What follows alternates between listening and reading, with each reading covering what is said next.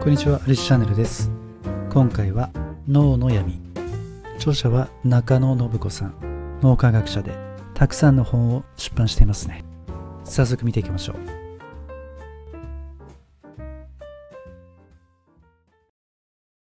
人はいつも誰かに認められたい、あるいは自分のことを理解してほしいという気持ちをどこかに持っていて、この気持ちはロマンティックな理由ではなく、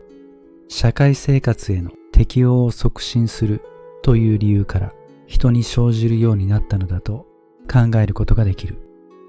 この感情が強固にあるからには、おそらく人が承認に快感を覚えることによる利点は少なくなかったはずだ。興味深いことに、承認への欲求をこれほど強固に持っている生物は他にはいない。他の生物ならいつも餌を探し求めているか、そうでなければ生殖活動に必死で、そのサイクルの連続で一生を終えることになる。だが人は違う。捕食と生殖という課題が解決されてしまうと、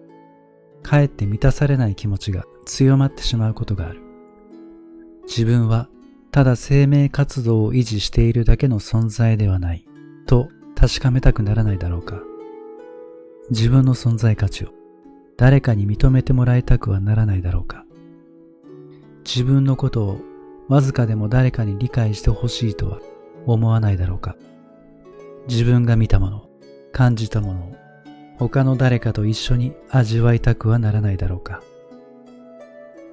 これらの願いを心理学の用語で一括りにまとめると、承認欲求ということになるだろう。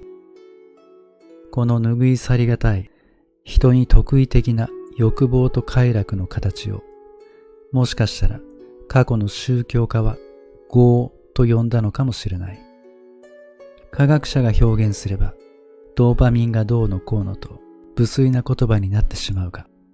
詩人や文学者ならこの欲求を美しい物語で包んで小説に表すことができるのかもしれない。さて、人ならば誰にも承認欲求があるというのは簡単なのだが、あなたには承認欲求がありますねと言われて、そうですね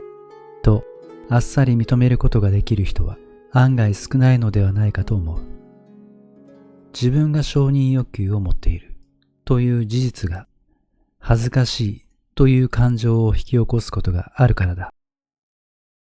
あれこれ考えたが、誰か第三者の承認欲求についてとやかく論評する以前に、私自身の承認欲求について開示するのでなければフェアではない気がする。私は2022年9月で結婚して12年になったが、しばらく前に私が結婚している身であることを知りながらアプローチしてくる男性がいた。特に色っぽいことがあったわけではない。ただ日常に何の不足もなく、幸せだねと人にも言われ、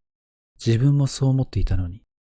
その裏側にある深淵に気づかされてしまうという経験をしたのだった。なんということもない日常が、実は驚くほど危ういもので、うっかりしていると、やすやすと心に開いた穴を見抜かれ、こじ開けられてしまうことがあるのだということを知った。生物の何億年にもわたる課題であったはずの生存と生殖に困らない状態にあってなお苦しむというのはどういうことなのだろう。科学的に説明をしようと思えばいくらでもできる。だが何かが満たされないままだ。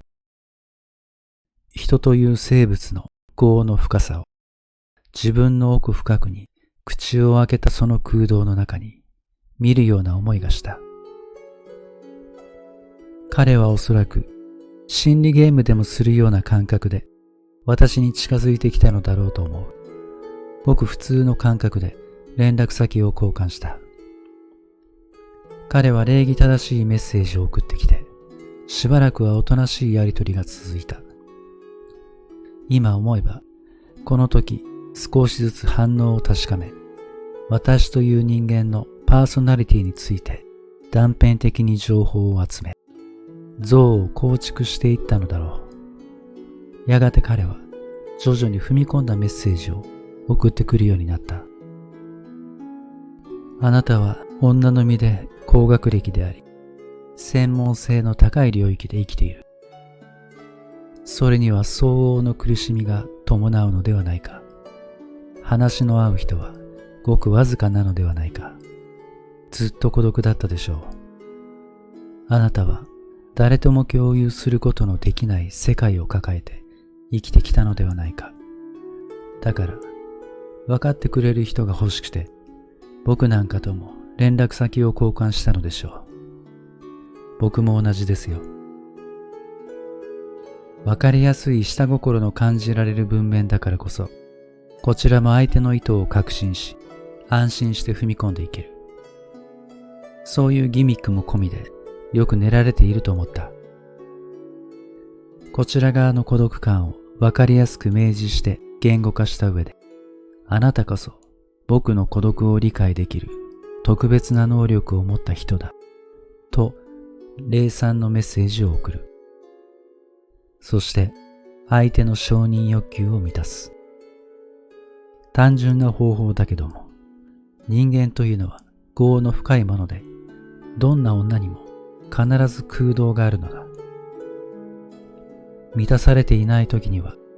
これほどあざとい型通りの言葉であっても、ないよりはマシなのだ。私の専門性がやや高すぎたせいもあって、最初は彼の戦略も功を奏さなかった。話の合う人を探していたという割には、その知識は薄く、取ってつけたような話だった。しらけたような気分にさせられたし、この知識水準でゲームを仕掛けてくるとは身の程知らずな男だと、そんな考えがよぎったりもした。そんな自分自身に嫌悪感も覚え、もうこんな気まずいやりとりはやめたいと思って、私にゲームを仕掛けるのは無駄だから、こういう言葉を送ってこないでほしい。私のことをあれこれ分析しても、あなたには私に近づくことは難しい。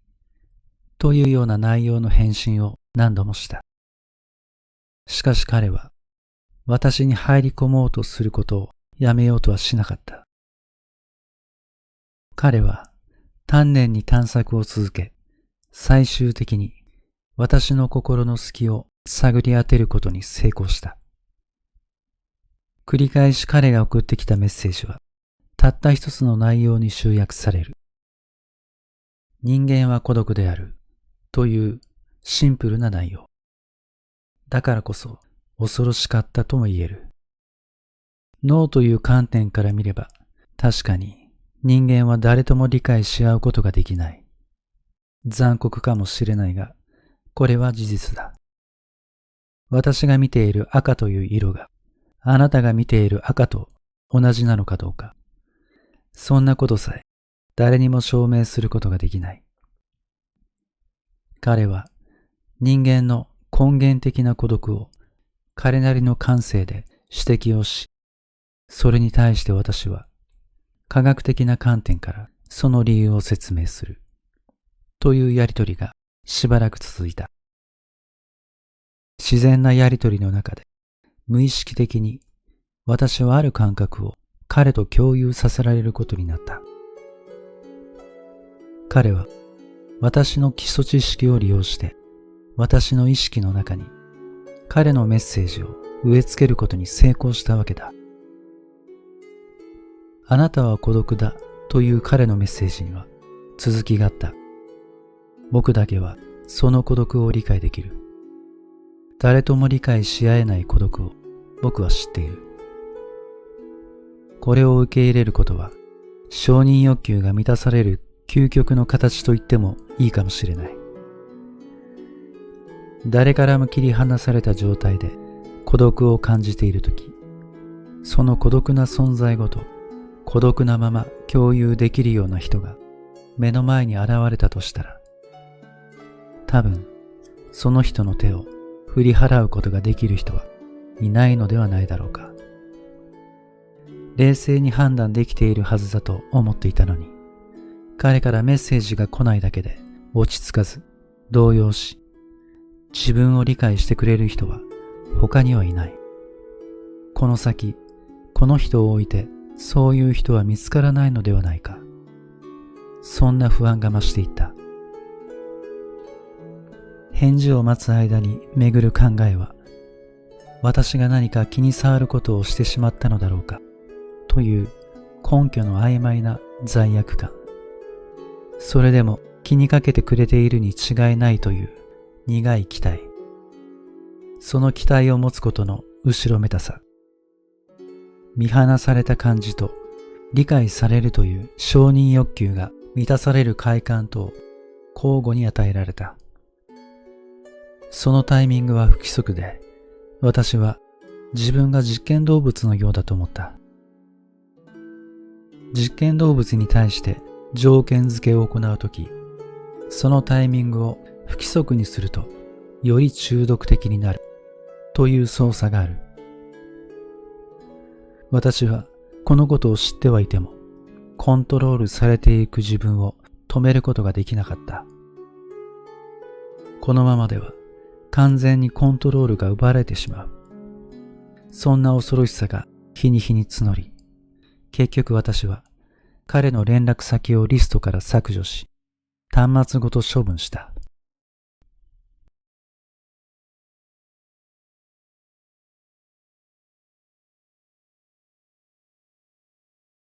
脳が恋愛の最中にあるとき、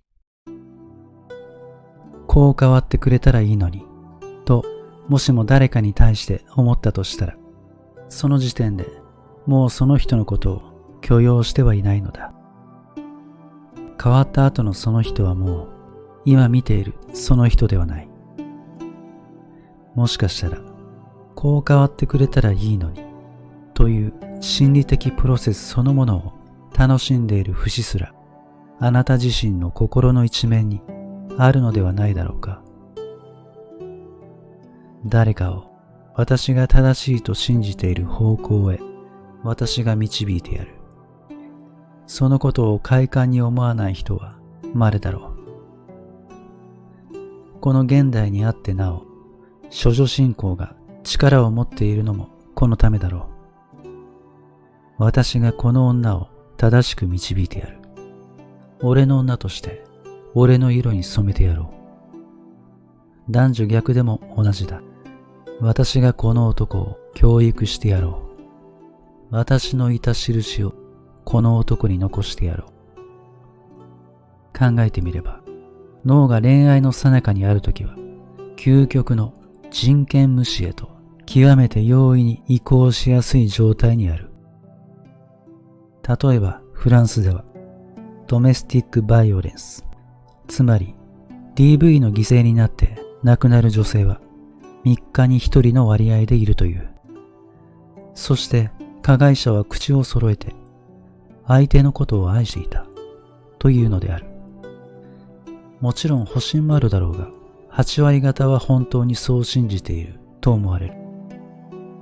自分はその閉じた関係の中においてだけは全能の支配者になれるのである。いたぶる快感に我を忘れ、相手を痛めつける言動は激しさを増していく。愛している相手の生殺与奪権を握っているという感覚の中毒性は、相手が死んでもなお、自らの異常性に気づくことができなくなるほど恐ろしいということになるだろうか。その人のそういうところが許容しがたいなら、最初からそういうところのない人を探すべきであって、その人を選んで付き合った自分の見込み違いを反省して、さっさと損切りするか、または受け入れるしかない。その人を変えるのはその人であって、自分ではない。種がまかれていない畑に水をまいても芽は出ない。愛情という名の水を注いで、いつか芽が出るに違いないと、その日を待ち望む。永遠にやってこない芽が出る日まで、どれほどあなたは待っていられるだろう。愛しているその相手は、もうあなたのことなど見ていないし、考えもしていないかもしれない。おそらく9割方そうだろう。相手が目の前にいないとき、あなたが楽しみの最中にいるとき、あなたはわざわざ相手のことを考えたりするだろうか。愛している相手があなたのいないところで楽しんでいることをあなたは許せないだろう。これがもし友人なら、友人として愛しているその相手が楽しく過ごしていることを喜ぶことがごく自然にできるだろう。でも、これが恋愛感情を向ける相手となったとき、様相は一変してしまう。相手が楽しんでいるそのことを自分の喜びとしては感じられなくなるのが人間の常であるようだ。相手が楽しんでいればそれでいいじゃないと試しに主張してみるといいと思うが、頭のおかしい人間扱いされてしまうはずだ。相手が自分の知らない場所で知らない人と楽しんでいることを想像するだけで息が詰まり、動悸がし、体中の血が凍るような思いをする人も少なくないだろう。不思議なものだ。最も身近で大切な相手が楽しく過ごしていることを楽しめないなんて、人間はなんと業の深い生き物なのだろうか。愛が浅ければ寛容に振る舞えるのに、思いが深ければ深いほど相手を許せない。それどころか気が済むまで攻撃してしまう。その人を自分の枠の中に取り込むまで、その心は病むことがない。すっかり相手が人間らしい意志を失い、あなたの軍門に下ったとき、やっとあなたの心は安らかになるのである。そして、いずれその安寧を物足りなく思い、新しいターゲットを探し始めることになるだろう。昔、同級生だった男の子から手紙をもらったことがあった。その手紙には何を書くでもなく、私と答えの出ない問いに、ああでもない、こうでもないと思案を巡らし、調べて、その答えらしき議論をあれこれと吟味して、飽きるまで一緒に勉強した日が懐かしい。その頃が一番楽しかったな。そう書いてあった。彼は今どうしているだろう。私はまだあの頃と同じように学ぶ喜びを追って大学院に通っている。彼も私のように学ぶ喜びを味わい続ける人生を楽しんでいればいいなと思う。私に帰りたい日があるかどうか、その手紙をもらってからしばしば思い返して考えてみることがある。記憶を保ったままもう一度やり直せるなら、やり直してみたい気持ちがないではない。けれど、その時はその時で必死であったことも確かで、もう一度同じように戦ってみろと言われたら、それはそれでしんどいなという気もする。ただ、謝りたい人や死んでしまって会えない人にもう一度会いたいとは思う。私がもう少し手を伸ばすことができていたら、あの人は自死を選ばずに済んだかもしれない。なぜ何もできなかったんだろうと、きっとこうやって一生何度も思い出すと思う。もう25年も経つのに、まだ私はあの日に帰りたい。彼女の隣に座って、ただあなたが悩んで葛藤している姿を素敵だと思う。あなたを尊敬していますと、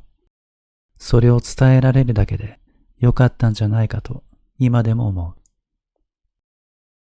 生きていたらどれほど活躍した人であったか知れない。死を選んだ原因は誰にもわからない。けれど、こうではなかったのか、もしかしたらあれが原因だったのか、と音速を口にするとき、そんなことで恵まれた環境を捨てて死を選ぶなんて、脆弱な精神の持ち主だという人が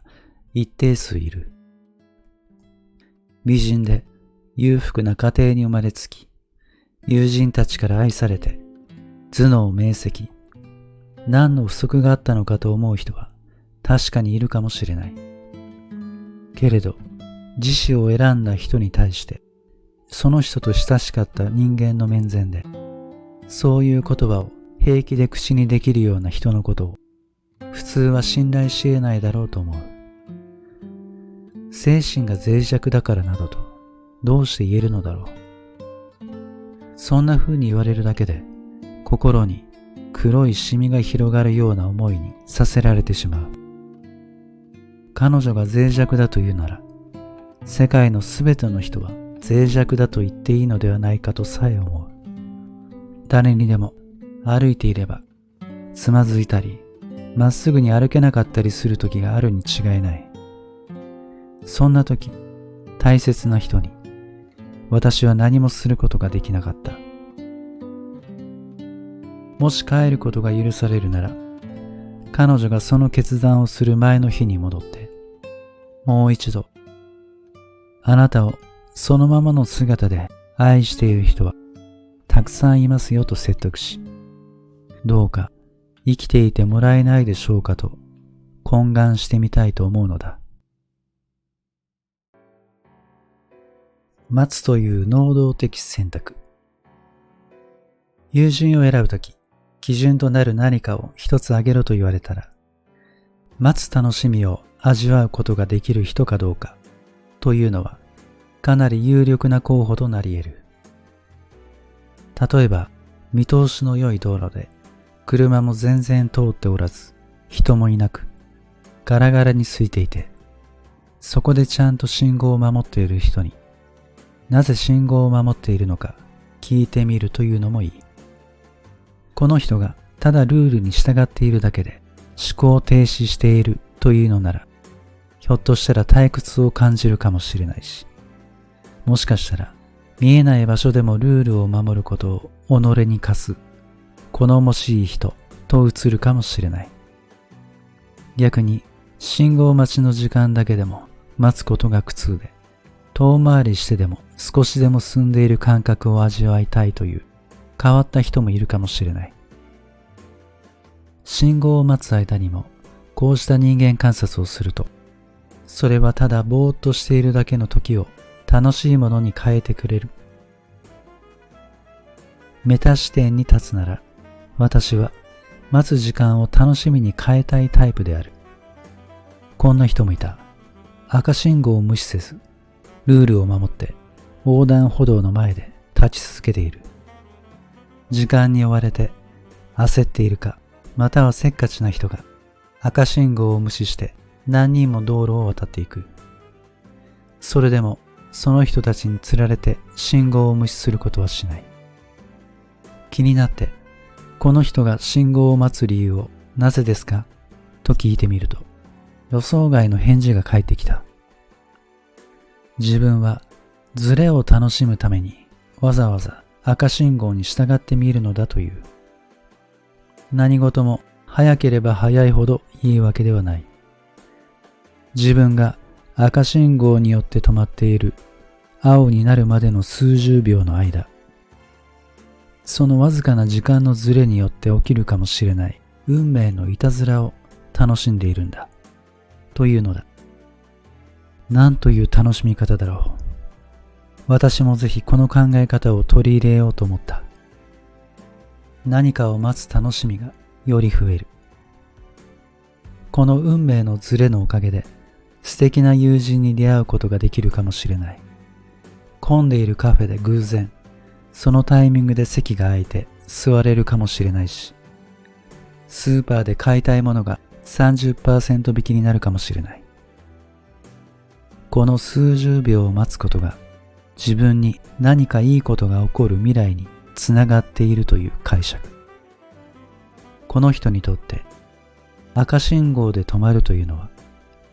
盲目的にルールを守るという思考停止の結果ではなく、運命を楽しむための能動的な選択なのだ。自分は我慢しているわけではなく、より良い未来への選択を主体的にしている。だから信号を無視する誰かを見ても別に腹が立つことはない。自分は損をしていないのだから。